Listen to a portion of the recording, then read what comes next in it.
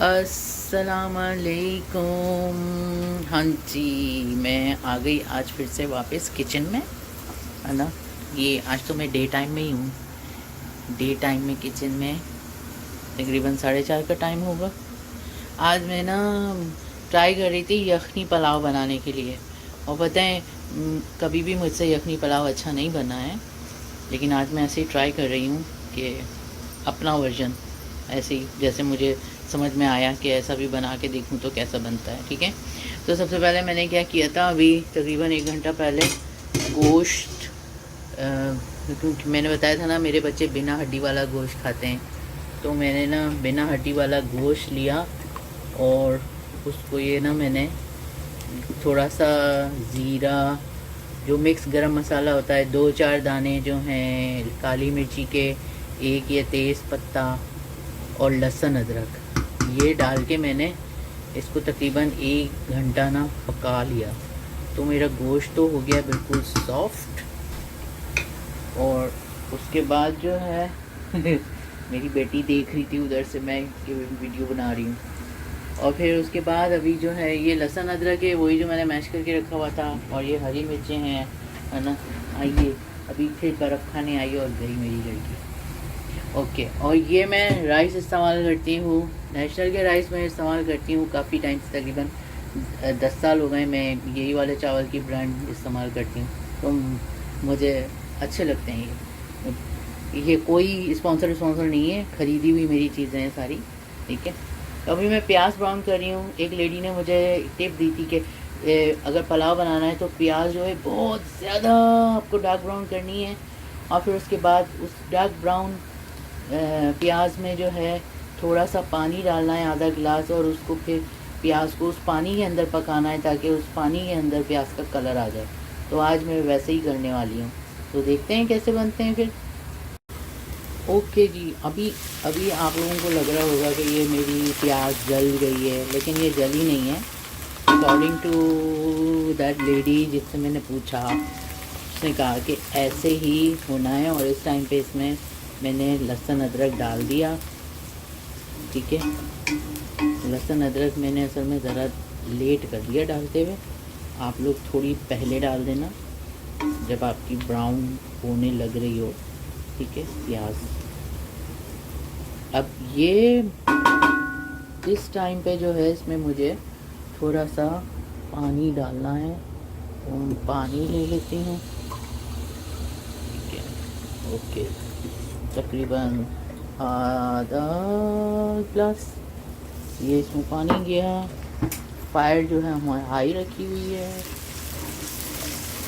और इसको इसमें पका लेंगे।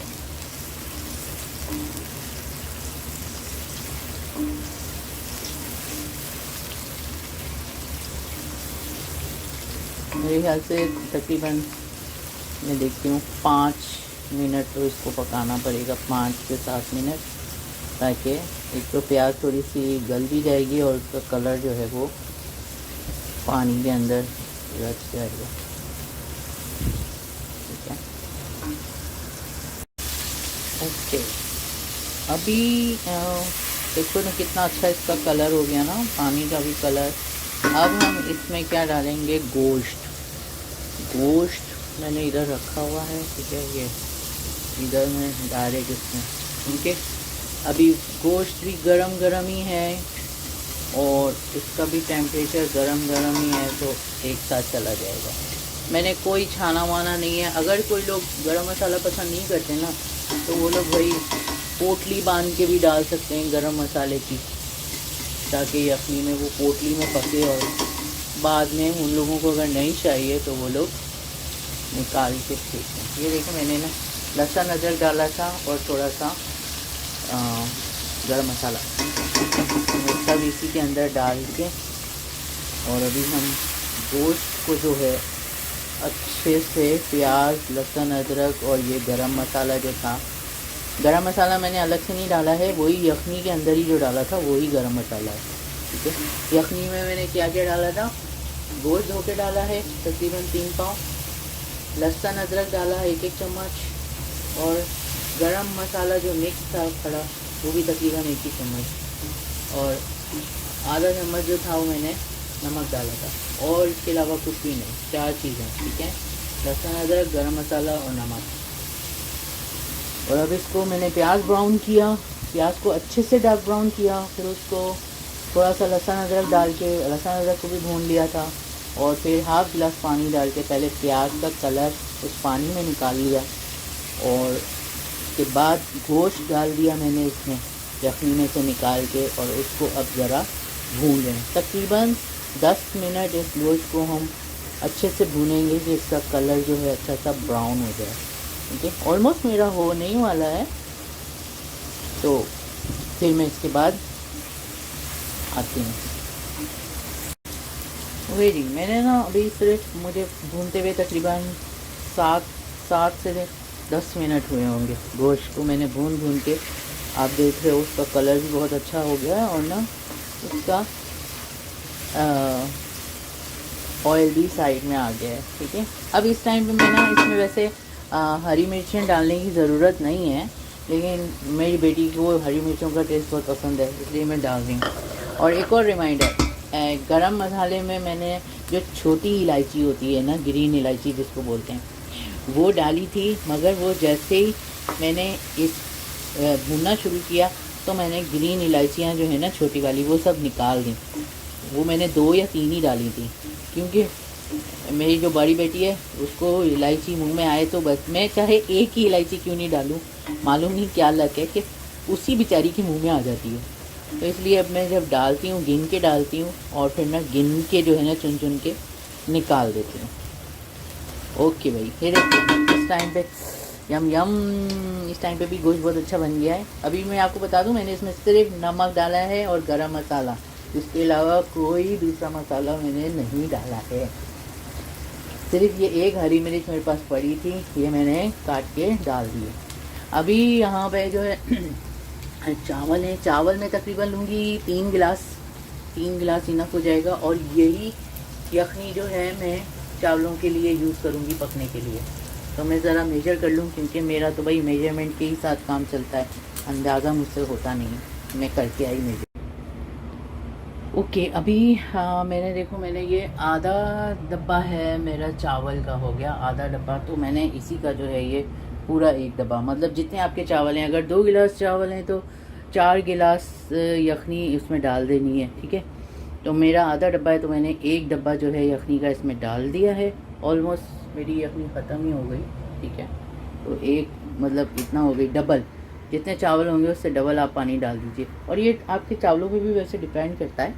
मेरे चावलों में इस तरीके से होता है कि मैं चावल को भिगोती भी नहीं हूँ, सिर्फ धो के और डाल दूँगी, ठीक है। तो मेरा तो इसी तरह होता है कि एक डबल डालती हूँ, 1 का 2, ठीक है। तो आप लोग अपने चावलों के हिसाब से पानी देख के डाल लेना। और जो न्यू यूज़र्स हैं, अगर न्यू कुकिंग शुरू किया है, तो आई थिंक उन लोगों के लिए तो ये बिल्कुल ठीक है कि 2 गिलास चावल हैं तो 4 गिलास पानी या 4.5 गिलास पानी भी चलेगा, ओके। अच्छा जी, अभी देखो मैंने जब यखनी डाली इसके अंदर, तो जब उसको अच्छे से बॉयल आ गया, अब मैं इसके अंदर जो है मेरे चावल डाल दूँगी।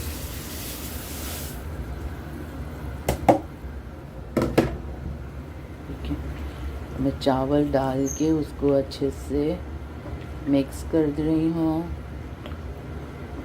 और फिर हम इसको जो है पका लेंगे ताकि पानी रिड्यूस हो जाए इसका, ठीक है।